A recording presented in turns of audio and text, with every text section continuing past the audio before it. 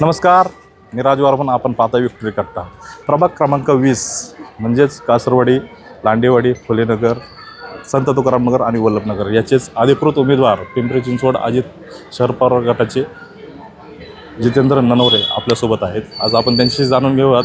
Sir, काय सांगाल, ही निवडणूक कशी पाहताय आणि येणाऱ्या निवडणुकीच्या बाबतीत आपली प्रचार यंत्रणा कशी राबवणार आहात? ही निवडणूक आम्ही विकासाच्या मुद्द्यावर लढतोय. प्रचार यंत्रणा आमचा पॅनल जो योगेश बहल साहेब यांच्या नेतृत्वाखाली, श्यामअण्णा लांडे यांच्या मार्गदर्शनाखाली आम्ही चाललेलो आहोत. त्याची वाटचाल यशस्वी होतीये. विजयाच्या दिशेने आमची घोडदौड चालू आहे. सर्व कार्यकर्ते जीव प्राण करून सर्व कार्यकर्ते एकदम चांगल्या ह्याच्यामध्ये प्रचार करत आहेत. त्याच्यामुळे मला वाटते आम्हाला विकासाच्या मुद्द्यावर आम्ही निवडणूक लढवून निवडून येऊ. काही अडचण येणार नाही. प्रचाराची घोडदौड एकदम व्यवस्थित चालू आहे. राजकारण म्हणलं की आरोप प्रत्यारोप भरपूर येतात, भरपूर राजकारण होतं. आणि नुकतंच माध्यमांशी बोलताना तुमच्या विरोधातले ज्या नगरसेवक आहेत त्यांनी सुद्धा तुम्ही मोठे गंभीर आरोप केले आहेत की तुम्ही कोविड काळात बराचसा घोटाळा केला आहे. म्हणजे तुमच्याच पॅनलमधील योगेश बहल यांच्या हातून, म्हणजे त्यांच्या मेवण्याच्या हातून असं काहीतरी बरेचसे आरोप झाले. तुमच्याकडे पाहताना बी मी ओळखत नाही आहे उमेदवार, असं नाही तसं नाही. हे कुठंतरी आरोप किंवा एखादा ब्लेम केल्यासारखं वाटतंय का? सध्या त्यांच्या पायाखालची जमीन सरकलेली आहे. त्यांना आपण काय बोलतोय याचं तारतम्य राहिलं नाही. काही दिवसापूर्वी योगेश बहल यांच्या नेतृत्वाखाली मी खूप काही शिकले, मी अनुभव घेतला, अशा म्हणणाऱ्या महिला आज त्यांच्या पायाखालची जमीन सरकल्यामुळे त्या आत्ता त्यांच्यावर आरोप करत, बेछूट आरोप करत सुटलेल्या आहेत. त्यांच्याविषयी काही चिंतोडे उडवायचा प्रयत्न चालू आहे. मुळात टेंडर कोण घेतं आहे, मोठे मोठे ठेकेदारी कोणी केली, हेही त्यांनी आत्मपरीक्षण करावं ना दुसऱ्यावर शिंतोडे उडवताना. कोविडसारख्या महामारीत बी भरपूर घोटाळा केला आणि लोकांच्या भावनांशी खेळ, असे त्यांचे गंभीर आरोप आहेत. तुम्ही कसं पाहता या आरोपाकडे? अहो, त्यांनी पहिलं आरशात पाहावं आपण काय केले. ज्या वेळेस गोरगरीब नागरिकांना रेमडेसिवीरची गरज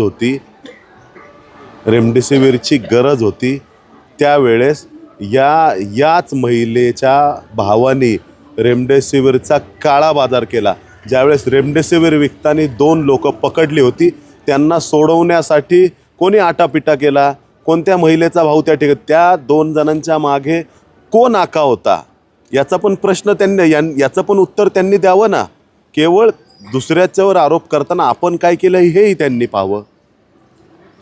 निश्चितच, पण हे आरोप कुठंतरी निवडणुकीसाठी डिस्टर्ब करतायत, सामान्य नागरिकांशी खेळले जात आहेत, त्याच्या भावनांशी खेळले जातात, असं वाटतंय का?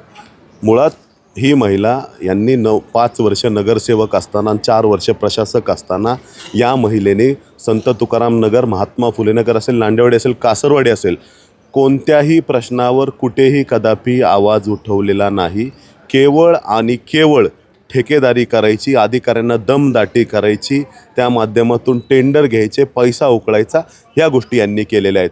आज तुम्हाला मला सांगावंसं वाटतं की स्पर्श सारख्या घोटाळ्यामध्ये यांच्या बँकेमध्ये 3,28,00,000 रुपये हे त्यांच्या बँकेमध्ये कंत्राटदाराने नवीन अकाउंट उघडून कसे काय जमा केले आणि ते पैसे कसे वितरित झाले याचं पण उत्तर त्यांनी द्यावं ना.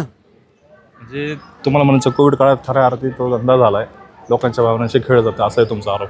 लोकांच्या भावनेशी खेळण्याचा त्यांनी 100% प्रयत्न केला आहे. मी तुम्हाला सांगतो, एडिसन लाईफ सायन्स म्हणून जी कंपनी आहे, त्या नगरसेविकेचे पती आणि भाऊ त्या बोर्डावर डायरेक्टर म्हणून काम करतात. त्याच कंपनीने मास्क खरेदी करून महापालिकेचे टेंडर घेतलं आणि तेच मास्क ही बाई म्हणजे आविर्भावात की मी काहीतरी चांगलं काम करते म्हणून वाटत होती. नागरिकांच्या भावनेशी खेळण्याचा 100% प्रयत्न 100% त्यांनी काम केलेलं आहे. आम्ही कधीच खेळत नाही. आम्ही विकासाच्या मुद्द्यावर बोलतो. आम्ही विकास याच गोष्टी धरून पुढे चाललेलो आहे. आम्हाला भावनिकतेचं राजकारण करता येत नाही. जसे आरोप झाले तसे तुम्ही प्रत्यारोप म्हणून केलेलेच आहेत. या बाबतीत तुम्ही पुराव्यानिशी बोलणार आहात का फक्त नागरिकांशी तुम्ही असं चर्चेत अभाविष ठेवणार आहात? येत्या काही दिवसात तुम्हाला या बाबतीतले पुरावे सर्व यांनी काय केलं यांचा कच्चा चिट्टा पूर्ण खोलून मी जनतेसमोर मांडणार आहे. काही दिवसातच तुम्हाला त्या बाबतीत सगळं कळेल. हो, एकंदरीत पाहता हे सर्व राजकारण गटातटाचंच राहील का विकासाच्या मुद्द्यावर राहील? गटातटाचं राजकारण हे अजिबात नाही आहे. आम्ही जे राजकारण करतोय ते विकासाच्या मुद्द्यावर करतोय. आम्ही रडत नाही, आम्ही आदळआपट करत नाही. कुठलीही तक्रार करत नाही. आम्ही केवळ आणि केवळ प्रभाग क्रमांक 20मध्ये विकासाची गंगा कशी आणता येईल याच्यावर बोलूनच राजकारण करतो आहे. आज त्या महिलेकडे माझ्याविषयी बोलण्यासाठी काहीच नसल्याने ती आमच्या नेत्यावर शिंतोडे उडवत आहे. 9 वर्ष काय काम केलं हे दाखवायला त्यांच्याकडे काहीच नाही. तर त्या भावनिकतेचं राजकारण, मोठ्या नेत्यावर आरोप करायचं राजकारण हेच करत आलेले आहेत. त्यांच्याकडे दुसरा मुद्दा नाही आहे. आमचं राजकारण हे विकासाच्या मुद्द्यावरच असणार आहे. याच विकासाच्या मुद्द्यावर राजकारण करता स्थानिक नागरिकांना, प्रभाग क्रमांक 20मधील नागरिकांना काय आवाहन कराल? मी प्रभाग क्रमांक 20मधील सुज्ञ मतदारांना आवाहन करतो की आज तुम्ही पाहत असाल योगेश बहल यांच्या नेतृत्वाखाली शहरामध्ये बेस्ट सिटी अवॉर्ड आपल्या पिंपरी चिंचवड महापालिकेला भेटलेला आहे. संत तुकाराम नगर असेल त्या ठिकाणी सर्व सुखसुविधा असलेला प्रभाग म्हणून त्याची ओळख आहे. त्या ठिकाणी निश्चितच काही प्रश्न आहेतच. त्याच्यानंतर कासरवाडीमध्ये श्याम अण्णा लांडे यांनी इंग्रजी माध्यमातून शाळा उभारलेली आहे. त्याच्यानंतर जिजाऊंचा पुतळा असेल, मैदान असेल, या गोष्टी त्यांनी केलेल्या आहेत. त्या माध्यमातून आम्ही कामं केलेली आहेत आणि भविष्यात देखील खूप काम करू, विकासाच्या मुद्द्यावरच राजकारण करू असे मी सांगतो आणि सुज्ञ मतदारांना आवाहन करतो, भावनिकतेला बळी पडू नका. काही महिला तुमच्या दारात येऊन रडतील, पडतील, पण तुम्ही त्यांना एकच विचारा, तुम्ही विकास काय केला, 9 वर्ष काम काय केलं हे विचारा. त्याच्यानंतर डोळे उघडे ठेवून जो विकास करतोय त्यालाच मत द्या, एवढीच विनंती करतो. जय हिंद, जय राष्ट्रवादी. नक्कीच आपण पाहतोय प्रभाग क्रमांक 20मधील हे जे गटातटाचं राजकारण आहे आज खूप मोठ्या टोकापर्यंत पोहोचत आहे. आज ह्याचं उत्तर, उद्या त्याचं उत्तर, उद्या त्याच्यावर आरोप, आज त्याच्यावर आरोप, हे होतच राहणार आहे. पण येणाऱ्या कालावधीत येणारी निवडणूक आणि येणारं इलेक्शन कशा पद्धतीने असणार आहे आपण पाहूया. मी राजू आरबोन, विक्टोरी कट्टा.